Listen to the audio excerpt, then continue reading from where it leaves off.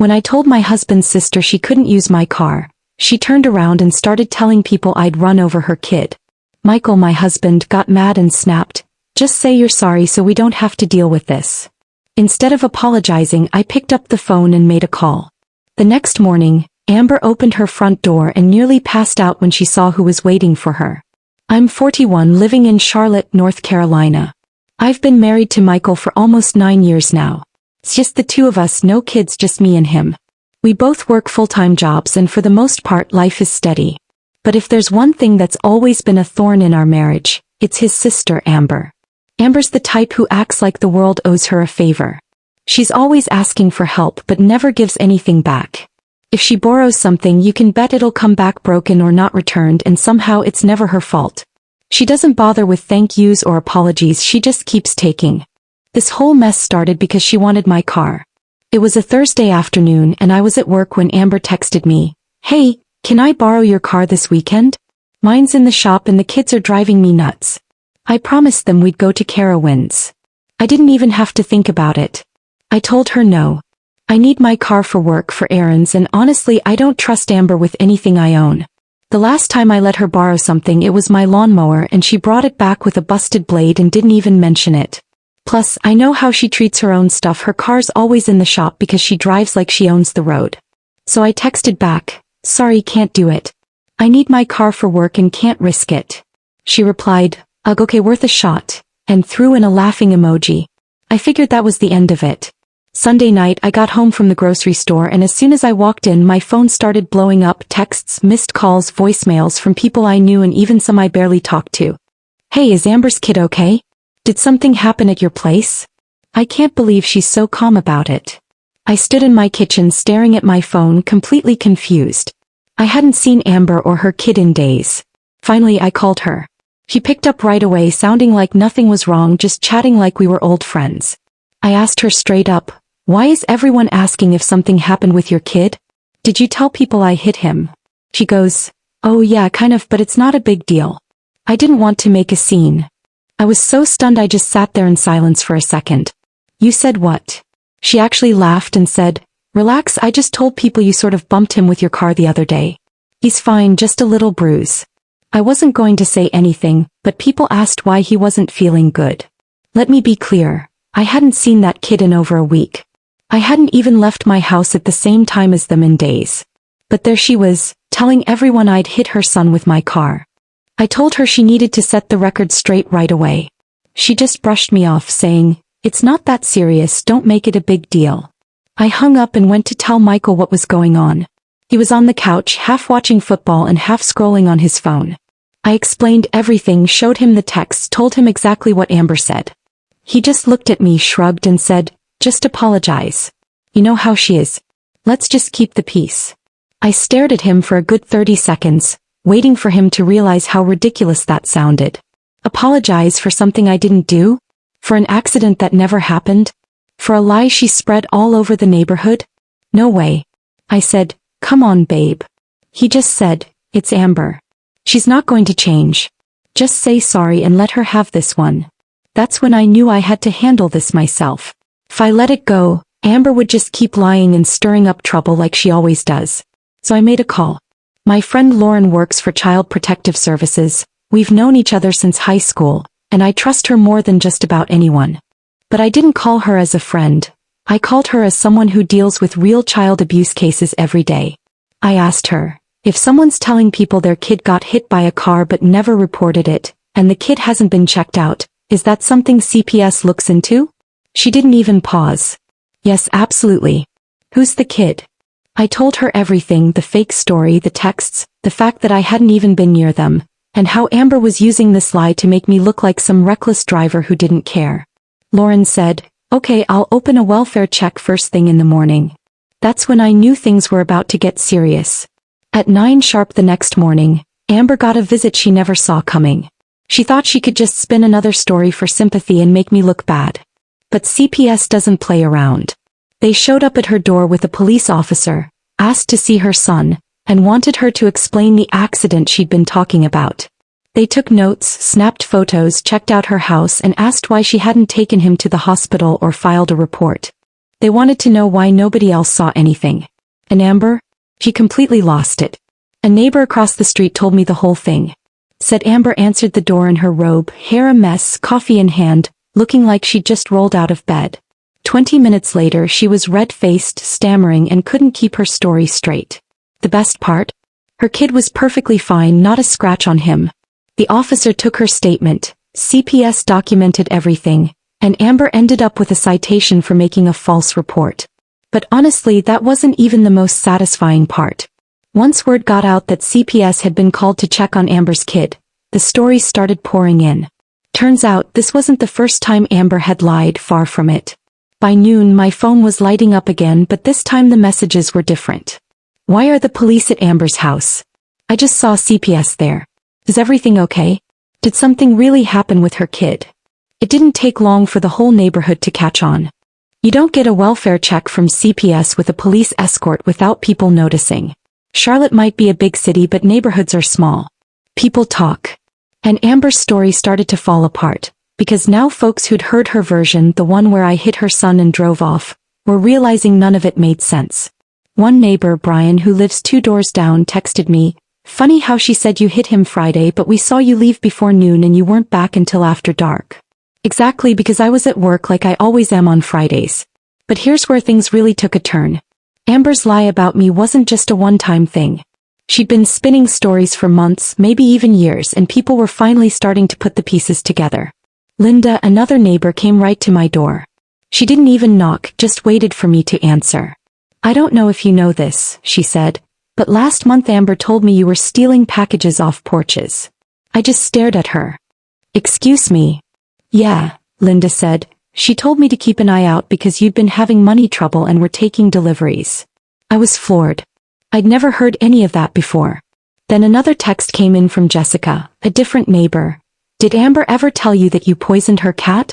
Because she told me that too." At that point I didn't know whether to laugh or scream. Amber had been dragging my name through the mud for who knows how long, and I'd been completely clueless. I thought she was just a little annoying, but no, she was running a full-on smear campaign, and apparently she wasn't as sneaky as she thought. What made it even worse was Michael. After the CPS visit he barely said a word. He just sat in the living room scrolling on his phone. Finally I asked him, "So, do you still think I should apologize?" He didn't even look up, just said, "I didn't think she'd take it this far." That's when it hit me. Michael knew exactly what Amber was like. He just hoped if we ignored her she'd get bored and move on. But she didn't.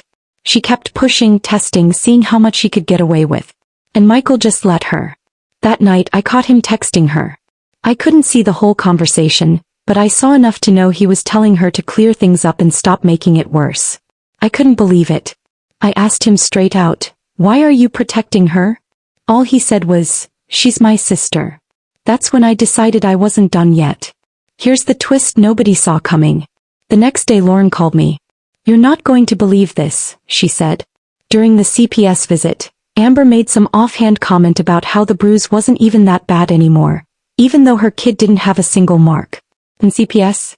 They don't mess around. They pulled school and medical records just to be sure. And guess what? There were 3 other times in the past year when Amber had taken her kid to urgent care for random injuries. All minor stuff, a sprained wrist, a cut on his forehead, a bruise on his ribs, and every time her story was shaky.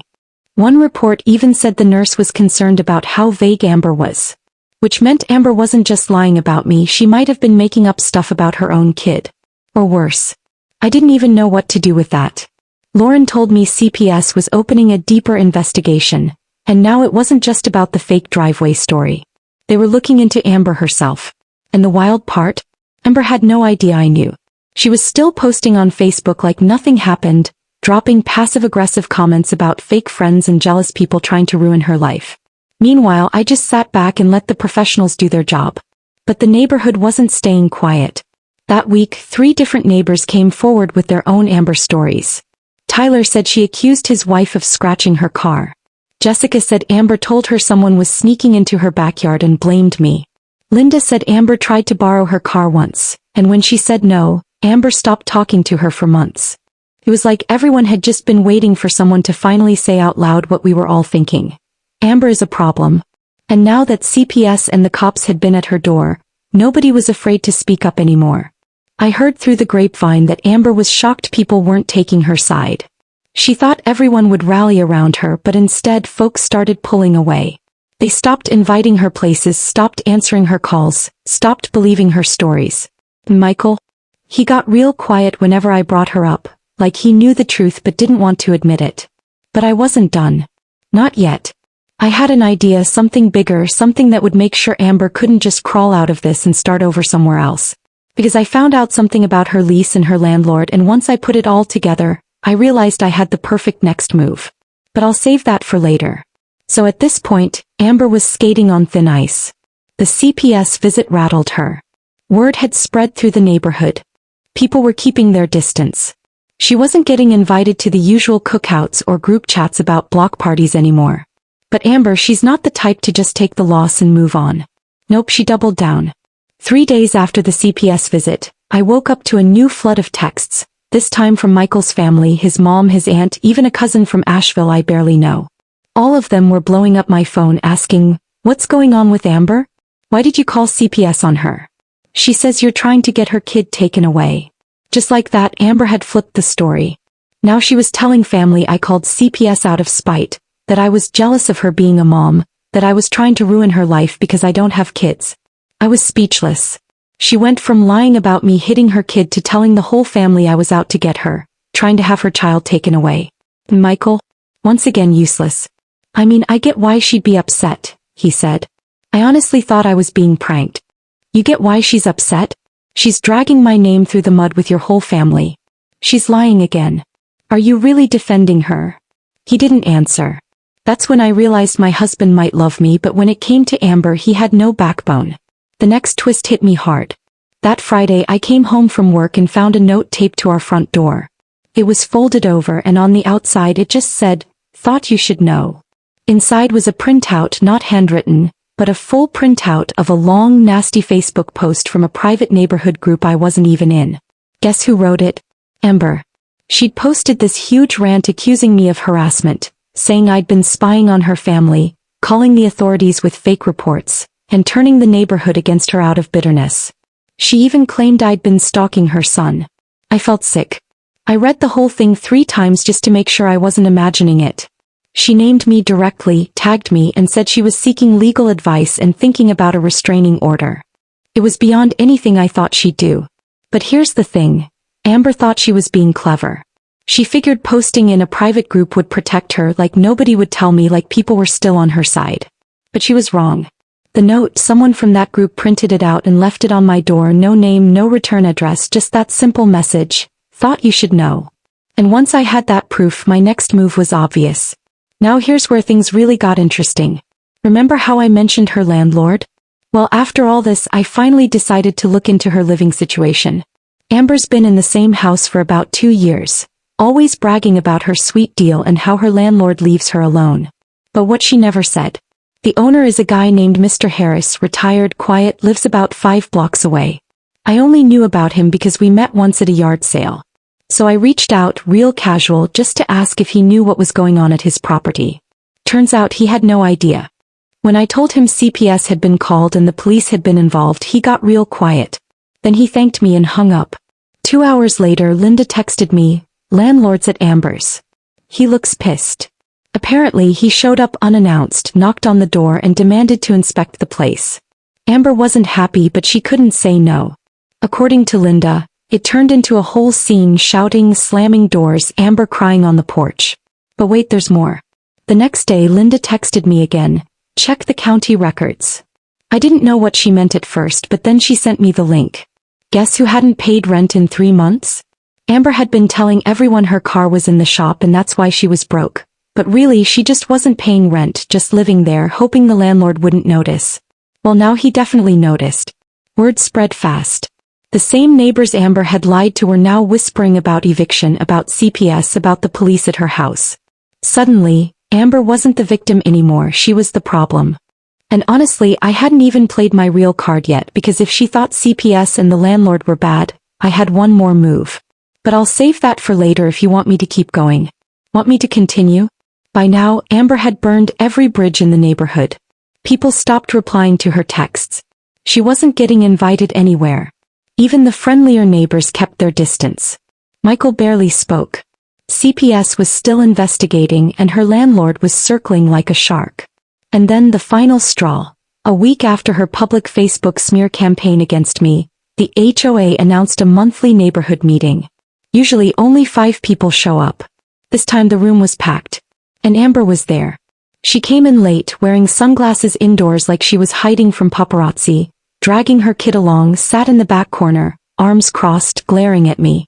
I didn't plan to say anything. I really didn't. But when the meeting opened up for community concerns, Linda, bless her, raised her hand.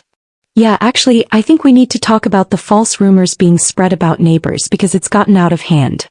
You could feel the air leave the room. All eyes went to me, then to Amber. I wasn't going to speak up. I swear I wasn't. But then Amber laughed, loud enough for everyone to hear. That was it. I stood up. I didn't yell or cry. I just laid it out. I just want to clear the record, I said. I never hit anyone with my car. I never poisoned anyone's cat. I never stole a thing off anyone's porch. And I'm done with the lies. The room went dead silent. I looked right at Amber. If you want to accuse me of something, Amber, do it to my face right now in front of everyone. Amber smirked. Maybe I would if it wasn't true. I nodded. All right, then explain to everyone why CPS found nothing. Explain why your kid didn't have a scratch. Explain why you told half the block I'm a thief but nobody ever saw me take anything.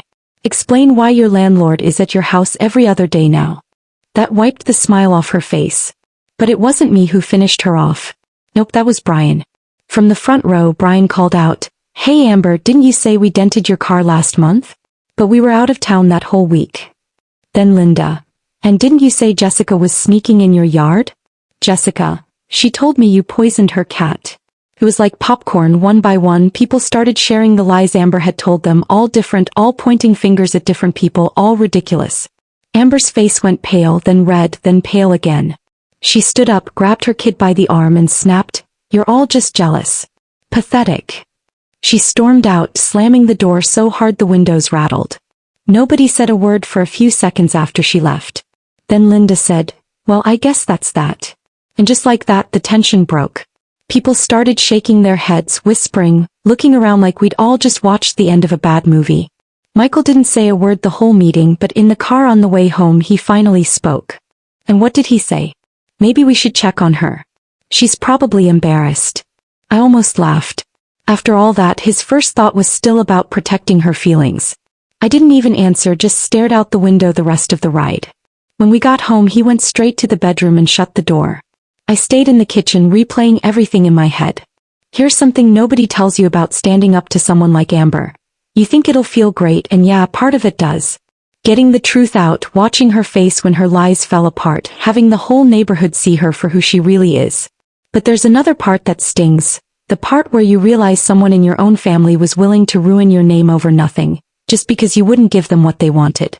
The part where you see your husband, the person who's supposed to have your back, never really stood up for you, not once, even as his sister dragged me through the mud.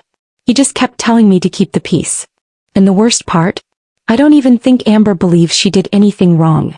In her mind, she's the victim, like we all ganged up on her for no reason. Over the next few days, neighbors kept stopping me on the street. "Glad you spoke up. Sorry we didn't say anything sooner. We've all been dealing with her." And you know what?